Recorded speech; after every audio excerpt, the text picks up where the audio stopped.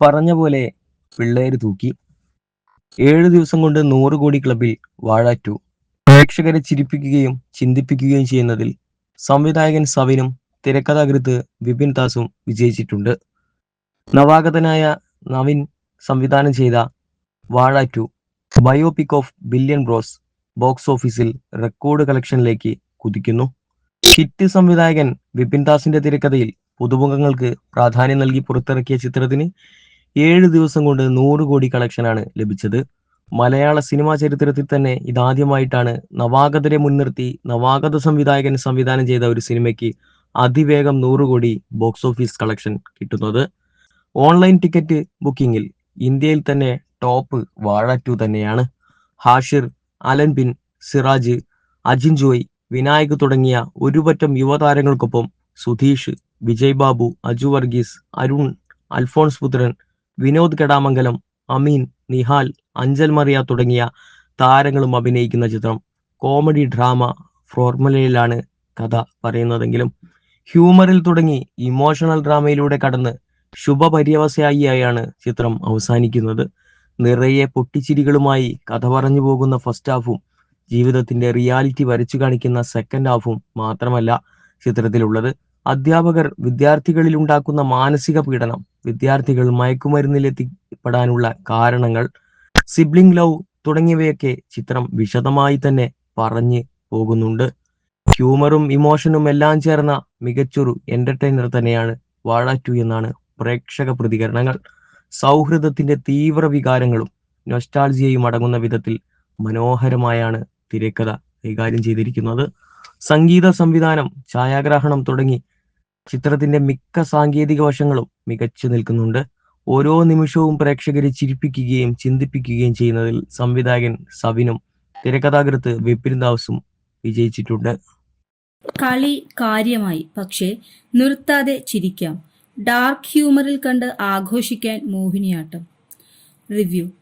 ഭരതനാട്യം സായ്കുമാറിന്റെ ഭരതൻ എന്ന കഥാപാത്രത്തിന്റെ നാട്യവുമായി ബന്ധപ്പെട്ട കഥയായിരുന്നെങ്കിൽ രണ്ടാം ഭാഗം മോഹിനിയാട്ടമായത് എങ്ങനെയെന്നത് കൗതുകമുള്ള കാര്യമാണ്. ഭരതനും കുടുംബവും ചിരിപ്പിച്ച് ഭരതനാട്യം തിയേറ്ററുകളിൽ എത്തിയത് 2024 ആയിരുന്നു. തിയേറ്ററിൽ ശ്രദ്ധിക്കപ്പെടാതെ പോയ ചിത്രം OTTയിൽ എത്തിയ ശേഷം വലിയ വ്യൂവർഷിപ്പും സ്വീകാര്യതയും നേടി. അതുകൊണ്ട് തന്നെ രണ്ടാം ഭാഗത്തിനുമേൽ പ്രേക്ഷകർക്ക് പ്രതീക്ഷയുണ്ടായിരുന്നു. ആദ്യ സിനിമ തിയേറ്ററിൽ ഭേഷായി പൊട്ടിക്കുകയും അതേ സിനിമയുടെ രണ്ടാം ഭാഗം സൂപ്പർ ഹിറ്റാക്കുകയും ചെയ്ത മിഥുനാണ് ഞങ്ങളുടെ പ്രചോദനം എന്ന ടൈറ്റിൽ ക്രെഡിറ്റോടെയാണ് മോഹിനിയാട്ടം തുടങ്ങുന്നത്. ചിരിപ്പിച്ച് രസിപ്പിച്ച് ഈസി വാച്ച് ആയിരുന്നു ഭരതനാട്യമെങ്കിൽ രണ്ടാം ഭാഗമായ മോഹിനിയാട്ടം ഒരു പടി കൂടി കടന്ന് ഡാർക്ക് ഹ്യൂമറാണ് വിഷയമാക്കിയത്. ഫാമിലി ഡ്രാമ എന്ന ബേസിക് ടോണറിൽ നിൽക്കുമ്പോൾ തന്നെ അതിനുമപ്പുറം കഥ പറയുകയാണ് ചിത്രം. സിനിമയുടെ കഥാപശ്ചാത്തലം ഭരതനാട്യത്തിന്റെ തുടർച്ചയാണ്. ഭരതന്റെ രണ്ടാം ഭാര്യയുടെ നാടായ ശ്രീകണ്ഠപുരത്താണ് ഇത്തവണ കഥ നടക്കുന്നത്. ഭരതന്റെ കുടുംബത്തിന് നേരിടേണ്ടി വരുന്ന സംഭവ വികാസങ്ങളാണ് സിറ്റുവേഷണൽ കോമഡിയായി ഇവിടെയും. ഭരതനാട്യം സായ്കുമാറിന്റെ ഭരതൻ എന്ന കഥാപാത്രത്തിന്റെ നാട്യവുമായി ബന്ധപ്പെട്ട കഥയായിരുന്നെങ്കിൽ രണ്ടാം ഭാഗം മോഹിനിയാട്ടമായത് എങ്ങനെയെന്നത് കൗതുകമുള്ള കാര്യമാണ്. ഭരതൻ നായരുടെ മരണത്തിനു ശേഷം രണ്ട് കുടുംബങ്ങൾ തമ്മിലെ പ്രശ്നങ്ങൾ തീർന്ന് അവർ ഒന്നാകുന്നത് കാണിച്ചാണ് ആദ്യ ഭാഗം അവസാനിച്ചത്. രുക്മിണിയമ്മയ്ക്കും മകനും വീട് വെച്ച് നൽകി അവർക്കൊപ്പം കുറച്ചു ദിവസം ചെലവഴിച്ച് മടങ്ങാനിരിക്കുകയാണ് സരസ്വതിയമ്മയും കുടുംബവും. അതിനിടയിൽ അവരെ തേടിയെത്തുന്ന പ്രതിസന്ധിയും അതിനു പിന്നാലെയുണ്ടാകുന്ന സംഭവ വികാസങ്ങളുമാണ് മോഹിനിയാട്ടം. ആദ്യ ഭാഗത്തിന് സമാനമായി അഭിനേതാക്കളുടെ പ്രകടനങ്ങൾ തന്നെയാണ് മോഹിനിയാട്ടത്തിന്റെയും നട്ടെല്ല്. സൈജു കുറുപ്പ്, കലാരഞ്ജിനി, ശ്രീജ രവി, ദിവ്യ M നായർ, ശ്രുതി സുരേഷ്, നന്ദു പൊതുവാൾ, സ്വാതി ദാസ് പ്രഭു, ഇരട്ടകളായ ജിനിൽ റെക്സ്, ജിവിൻ റെക്സ്, അഭിരാം രാധാകൃഷ്ണൻ തുടങ്ങിയവർ ആദ്യ ഭാഗത്തിലെ കഥാപാത്രങ്ങൾക്ക് തുടർച്ചയായപ്പോൾ സുരാജ് വെഞ്ഞാറമൂട്, ബേബി ജീൻ, വിജയ് ബാബു, ജഗദീഷ്, വിനയ് ഫോർട്ട്, ശ്രീരേഖ, ബാലചന്ദ്രൻ ചുള്ളിക്കാട്, നിസ്താർ സേഠ്, സന്തോഷ് കെ നായർ അങ്ങനെ പുതിയ അഭിനേതാക്കൾ കഥാസന്ദർഭങ്ങൾക്കൊപ്പം മോഹിനിയാട്ടത്തിൽ വന്നു ചേർന്നിട്ടുണ്ട്. അരുണും അജയനും കാഴ്ചയിൽ ഒരേപോലെ ഇരിക്കുന്നത് ഭരതനാട്യത്തിലെ പ്രധാന കോൺഫ്ലിക്റ്റ് ആയിരുന്നെങ്കിൽ മോഹിനിയാണ് ആ തരത്തിൽ മോഹിനിയാട്ടത്തിലെ താരം. ഓർക്കാപ്പുറത്തൊരു ഭാഗ്യം.